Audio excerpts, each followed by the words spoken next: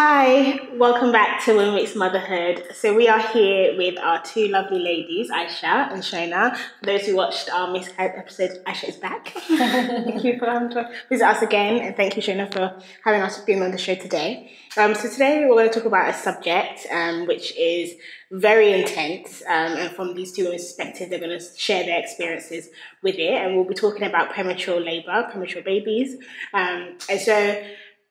just obviously putting into perspective, thinking about you as a pregnant person. I'm currently pregnant, 35 weeks pregnant, and I cannot imagine my baby coming now. No. Let alone your baby coming before the viability age, your baby coming at pre-30 weeks. And these are the experiences that both Shauna and Aisha went through. So they're just going to explain that to us.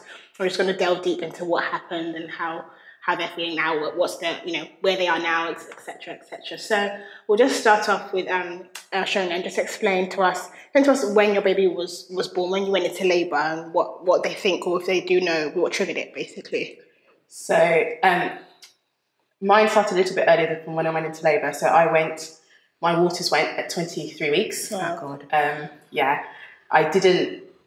I wasn't really sure what was happening. I thought at the time, because it was quite early, and up until that point, I had all my scans, all my doctors, all my midwives checked, everything had been like really straightforward, seemed easy. And then we got to 23 weeks and my waters went. I remember thinking at the time, because it was my first pregnancy, it's probably just one of these weird, crazy pregnancy side effects. Yeah. So I was like, maybe I'm just being paranoid. Where were you when your waters broke? I was at home. So it wasn't like a waters went, and I know my waters went. It was kind of like a slow leak, so I wasn't really sure that that's what it was. Okay. But because it kept happening, I think it's about 3 o'clock in the morning, and I was like, I don't think this is right. Let's just go to the hospital to be on the safe side, and make sure it's fine. I'm sure it's fine. I'm sure it's just being paranoid, but let them just tell me that. That's fine. So we went to the hospital, and then they confirmed that my waters had actually gone. And because you were 23 weeks, did you go to the EPU, the early pregnancy unit? Or no, so because it was 3 o'clock in the morning, we went to A&E, and then the A&E sent us up to the labour ward, because I think that's where they sent the emergencies at the time. But we were actually waiting for quite a while, and I think at that point I kind of thought, I'm right, it's nothing serious, it's fine. How long is quite a while? Quite a while is over 8 hours. Wow. Yeah. And trickling was happening all this time? Yeah. So, so I just thought, it must be fine. Obviously, otherwise they would have done something surely. And then no, so we came when the consultant did see us. And we were told that it was my waters. Yes, they're going, because it's 23 weeks. I think it's 23 plus 2. He was before the age of viability, which is 24 weeks. So likelihood I would go into labour in the next 24 hours. And when I did, they wouldn't be able to help him because it was too early. On the flip side of that, because they didn't know what caused it, it said usually when waters go this early, it's because of an infection. If it was an infection, so they were taking blood tests, then they would have to terminate the pregnancy, because it basically put my life at risk if I was to continue with it. So wow. Yeah. So if your waters had broken 4 days later, then they would be like, we can help you. Yes. So thank God. He stayed put for quite a while, so we got towards. So obviously they said 24 hours. 24 hours went. I was fine. 48 hours went. 72 hours went. And then were you in hospital for all yes, I was in hospital for all this time. And then I think we got to the 2 days before he would have become 24 weeks. And then they did a scan, and his weight was really good. So then they said, you know what, maybe if he comes now, we'll kind of consider. Thank you. We kind of consider doing something. So I was in hospital between then and when he was born, which is 29 weeks. Wow. So 6 weeks in hospital. Well, I was home for about maybe just under a week. So they discharged me at one point and said kind of stay at home and rest. And then I was going back into hospital, I think, every other day for blood tests. Because they basically, once the water's gone, the baby's at increased risk of infection. So they wanted to check that I didn't have any infections. And everything was okay, because if I did, then I'd need to deliver him and everything else. Can I just ask you a question? Yeah. So your waters break, risk of infection, but for 6 weeks there was no waters. Yeah, so it was a slower leak. So I think it was maybe after like 1 week after that, I was like at no water at all around him. So I was then obviously told that the risk of no waters meant that he's potentially going to come out deformed. He might have deformities because he was squished, and his bone development with his legs and his arms and his head. I think they thought obviously as a premature baby, there's a risk of infection, I think, or like lung development. And they said, I think because he'd gone past a certain point and he had the waters, that was decreased. Okay. So yeah, and at that point it was literally a waiting game, because I think they still expected me on a daily basis to go into labour. So everyone was literally just waiting for you to do that? Yeah, basically. What was happening with work at this time? So work, I told work, I have to say they were amazing. They were so good, so supportive. They would just be like, don't think about anything, do what you need to do. I think I was more worried about making sure that work knew what was going on and everything else. And so they obviously were checking in on me, but it was a bit like, do what you need to do. Don't worry about us, we'll figure it out here. Had your maternity leave started? No, it hadn't. So this was in August. My maternity leave wasn't due to start until December. Wow. So were you getting paid? So I don't remember the specifics of it, but I think I was on sick leave. And they were really good, so they let me start my maternity leave once I brought him home.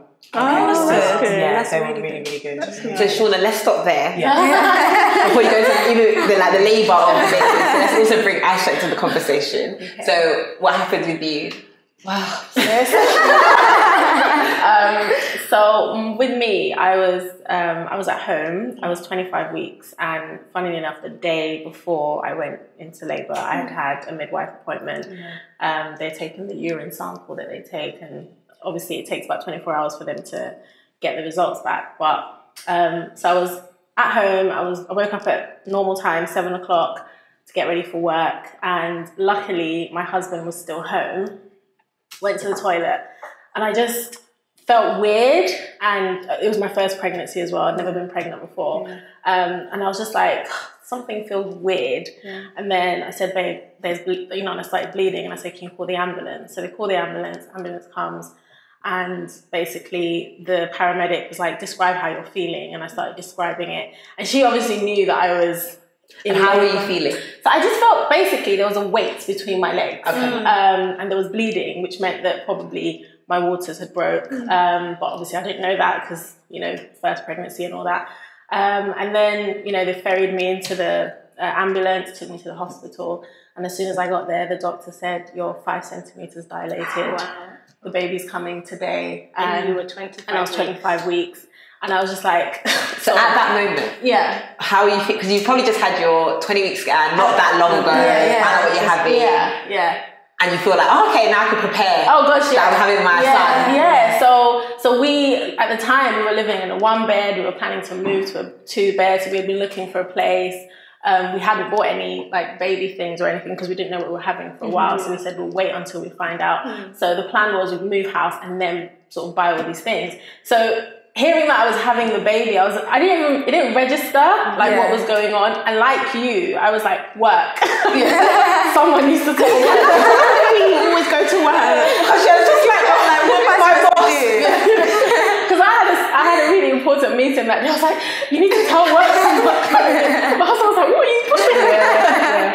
So anyway, I'm in the hospital, and then the doctors are like, you're going to have the baby. So I start crying, and then my husband calls my mum, and then they move me up to the delivery suite. And I didn't actually, so this was 8 in the morning. I didn't have him till 10:02 at night. So I was in labour for probably the whole day, essentially. But yeah, they had a conversation with me about the risks, and they even asked me, would you like a cesarean or would you like a natural birth? The doctor said if you have a cesarean, there's a risk that, you may not be able to have babies again because he is so small that we'd have to basically cut you very wide open. And I was like, just let him come out naturally. But because he was past the age of viability, obviously they would have done something, but the risk of him not making it was still very high because his lungs weren't developed, and they give you like a steroid injection. So where is that injection? Is it your thigh? Yeah, I think it's your thigh. Honestly, I don't remember this whole day. And the point of it is... So the point of it is to help the baby's lungs to develop. And obviously the longer they stay in, the better their chances. But obviously he had the steroid injection but came the same day, so it didn't really have the effect that it was meant to have. So yeah, it was just like literally came in, had the baby. As soon as he came out in his sack. And he was so small, they didn't even realise that he'd come out. My mum was like, "What?" Yeah, oh my God. They didn't realise he'd come out because the midwife was waiting for my water to break, but it didn't. So she was like, "Okay, you know, your waters haven't broke yet." And then all of a sudden, I just had this urge to push, and I just pushed, and he came out. And then my mum was stood, you know, looking at my bits. And she was like, the baby. So all the neonatal staff rush in and they grab him and they take him to the neonatal unit. I didn't see him until the following day. So did they? Sorry, did they confirm that it was because you had the urine infection? Yeah. So they told me. So funnily enough, the urine test that I did the day before, the results came the next day, which said that I had a UTI. So had they known beforehand, then they could have given me antibiotics, etc. But because essentially the UTI had been in my system for a while before it came up, that's what triggered. But you hadn't had any symptoms of that? No, I hadn't had any symptoms. And then your midwife appointments, don't you have one at 16? God, you've been through it recently. This time I feel like it's the last midwife appointment I had was the day before. And obviously they checked the heartbeat was fine, everything was fine, and they take the urine sample. But I think the urine sample, I don't know what they do. I mean, I don't know what they do. They only take it to test if they feel that the stick drop if there's protein or something. Strange. If her other ones weren't strange or not too high, they wouldn't have sent it away for test. But probably that one was, they sent it away for test, which then said, okay, she had a UTI. So that's essentially what triggered. So Shauna, with your labour, so he was in, your waters had gone. Yes. And then, so how did you know you're in labour? Like, I did. Okay. I think that I was in a bit of denial. I don't really know. But so I think about the week or so before, because I was having regular checks and they kind of hooked me up to the CTG machines to kind of check his heartbeat. And I think about the week before, they're like, oh, you're having contractions. Can you feel it? It's like, nope. And then I started to feel them, but they were coming on and off. So I had them... they'd give me some paracetamol for it, or I wouldn't take anything. A couple of hours later, they'd subside, I'd be fine. So the Saturday that he was born, I was having the same thing. I was convinced it's going to go, it'll be fine. They were actually a lot more painful, but I didn't really think anything of it. At the time, I think my mother-in-law, my sister-in-law were there, and they were a bit like, are you sure? You're okay? And I was like, yeah, it's fine, it's going to go. And I think they were like, I think you should speak to the doctor. And I was like, I was kind of delaying it, thinking it's just going to go. Anyway, I called the nurse, more for them than for me. And the doctor came and checked me, and it kind of went from, we'll wait to see what's happening, to you're in labour, you're dilated, and his foot's descended. His foot was breached? So he was breached. Yeah, he was a breached baby. Because there'd been a bit of discussion about whether I'd have a natural birth or a C-section. Because he was small. So because he'd already started to descend, what they said they'd do is they'd do another scan. I think they said if his hips had gone through, then they might consider a natural delivery, and if it wasn't, then it'd be a C-section. So I got taken off really, really quickly to the labour room, and I was really impressed because it was really calm. So I wasn't concerned or anything at this point. And then they did the scan, but I think they did it really well, because I think I would have panicked a lot more had they done it in a different way. But it was like they were like, oh, it's fine, we're just going to do these tests, we're going to check, and then you're going to have the baby. You will have the baby today. And I was like, okay. And then literally one by one, the anaesthetist came in, there was another nurse coming in, the point cannula, they're trying to get consent at the same time. And I suddenly realised, I was like, this is going to happen really soon. It's actually quite urgent, quite serious. I was like, my husband is not here. Because so he'd gone and he'd had to go into work. So luckily he was close by, so he literally made a mad dash and got to the room just as they were wheeling me out, changed into his scrubs. So you'd had a C-section? I had an emergency C-section. Okay. Yeah. It was, I found the experience really, they were really good. The anaesthetist was really good. They played music. They're like, what type of music do you want? I chose Motown. They were really good. I think the process was scary because I reacted to, first of all, it happened quite quickly. I reacted to I don't know whether it was the spinal block, but my blood pressure dropped. But the thing is, so we didn't find out whether I was having a boy or girl. It was supposed to be a surprise.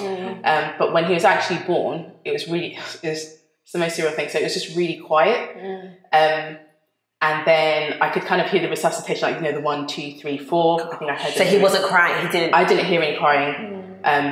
he might have cried at the beginning and then stopped. I don't know, but I didn't hear any crying. The next thing I did hear was the resuscitation, and they weren't telling you what was happening. It was just very quiet.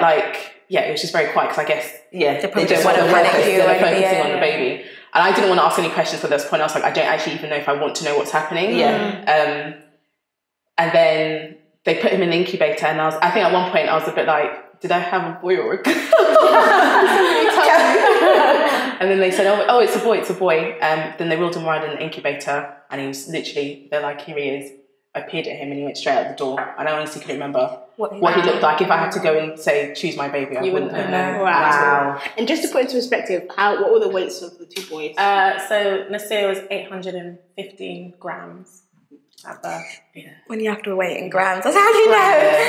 I don't know what that is in pounds and ounces. 815 grams. If I get you a bag of sugar, it's less than that, yeah. And Xavier's 1,500 grams, so 1.5 kilos. Wow. So, but I just want to ask Aisha though, in terms of your labour, so yours was a natural labour. Yes, it was natural. So he had turned. No, so he was in his sack. He came out with the sack. It was painful. It was the same. So because they're smaller, it didn't make it doesn't make a difference. It's the contractions that's the pain, not the actual size of the baby. So yeah, the contractions were horrible, but he just came out in his sack. And similar to you, I didn't see him. Yeah. They just like bundled him up and he was gone. And they took me to his incubator in the NICU, and he had all sorts of tubes coming out, and he had the eye mask and the jaundice he was jaundice and he had sepsis. And it was just all. I couldn't stay there for more than 2 minutes because I couldn't watch. And how long were they both in the ICU for? So Nasir was in hospital in total for 3 months, and they basically have stages. So there's the NICU, which is the intensive care unit. There's the high dependency, which is like the next level down, and then there's special care, which is basically getting ready to go home. So he was in the NICU for about a month. High dependency about a month, but he went back and forth between the NICU and high dependency because their situation changes. Yeah. And then he spent a month in special care before he got discharged home. So. Okay. And Xavier was in October till December, so I think he was in for a total of about 7 weeks. Okay. He spent the first 3 weeks in NICU and then HDU, and then the last at least a month in special care baby unit. How much involvement do you get to have when they are in those units? Because I know obviously you're not able to touch them as much or maybe breastfeed them. So what do they allow you to? We could touch. I think Xavier was in NICU, so he still had all the ventilation and everything else. So once he was off that, and I think he was on a CPAP, then they let me. What's a CPAP? Sorry. It's like it's a breathing machine that they use, but it kind of forces the air into the baby's lungs, so it's not the same as a ventilator. So it's when they can kind of do it on their own, but not quite. Okay. So it's the stage between that and then just having air go through. So they let me hold him when they did that, and they were really keen to kind of do the kangaroo care, where you do the skin to skin contact. So yeah, I think that was quite good, and they were really good at making sure that we were there when they're doing the nappy changes, so that we could kind of do that. And when they were kind of what size nappy are they wearing? Minus something. And where do you get that nappy from? Pampers actually did premature. Yeah. Wow. Asda has. Yeah. Do you have to buy them, or do the hospital provide them for you? I don't know if it was the same way you had, but when he was in the NICU, they provided it. Yeah. And then when he moved to special care, then you had to start it. Yeah. Because I think they are so small. Yeah. So when you I'm trying to just imagine, in terms of if you had to compare their size to a fruit or a handle, how big is 800? So Nasir was he was a long baby. So even though he was small, he was quite long because his dad's 6 foot whatever. But he was probably the length of a banana. A plantain, like a big plantain. That was how long he was. But just very skinny. Very skinny, very very skinny, and see through. You could see his veins. Yeah, you could see his veins and everything. Yeah, I'm not sure. Xavier, I think maybe it was like that. Yeah. He was. Thing is, I remember the first time I saw him, I remember thinking, oh, he's bigger than I thought he would be. But I think he was quite swollen, and then afterwards, he got because they retain a lot of water, don't they? And then they lose the weight after. I just want to know how you don't panic to the point of that you're in labour and you're 20-something weeks, or are you panicking? What's your state of mind, or is it just this is where we are, this is what just Has to happen. like what's going through your mind? For me, I didn't get to the stage. I don't know what it is because I've never gotten to that stage where you're doing the whole like preparation for the birth and stuff. So I didn't know what happens after 25 weeks. So the panic of they're not supposed to come this early was the panic of what does this mean versus oh my gosh, you know, this is what's going to happen. You just don't know because as a first did you know anyone who had a no, I didn't know baby? anyone who'd had a premature baby. I mean, I didn't even know that it could happen. To be honest, it was a completely new world to me. So yeah, I mean, it was just a case of he's coming or he's here, and I just had to follow instructions of this is what you have to do, and you know, this is what's going to happen. So there was a lot of like nodding, like, okay, yes, all right, just consenting to everything because I didn't know. But after a while, you know, you start reading, don't you? You start reading all these like books and, you know. Are you part of communities that, like, I don't know, of other preemies and... I mean, I don't know about you, but at the time, yes, because it was like all the mums are like, we need support, let's all stick together. But now, not so much. But yeah, at the time, it was invaluable to have like other mums that had, especially in the hospital as well. Yeah, in the hospital, definitely, because you see them every day. Yeah. So you kind of learn the other babies' stories as well. And, the expressing room is a the good expressing room is chat. so you were talking about feeding and as well. So I know with Xavier, so they really encouraged me to express straight away. So it was expressing. My husband was running between the ward where I was, because I didn't see him until the next day, and the NICU, and trying to deliver these little syringes of breast milk so that they could. So they still can have the breast milk. Yeah, I think depending on the age, he still had TPN, so that's the kind of the intravenous feeds, and then they try to introduce like little bits, and then they build it up until they can have proper feeds. Yeah. How are the boys today? You wouldn't know that Nasir was premature. Wow. He's huge. He's tall. He's very bright, very articulate. But I mean, the risk of developmental issues is very high for premature babies. But now, you wouldn't know that he was pregnant. And how old is he now? He's 4. Wow. 4, yeah. Same with Xavier, he's 3, and you just wouldn't know. He talks a lot. He's into everything. He knows everything. I mean, I don't know if you did you still have the 2-year check? Yeah. So that we did the 2-year check, and he did really, really well at that. So the hospital where they discharged him from usually does that. Nasir was the opposite though. So he did the 2-year check, but they felt that he was operating more at like a 15-month-old level, but that was due to a number of issues. He had glue ears, so he couldn't hear properly, which affected his speech.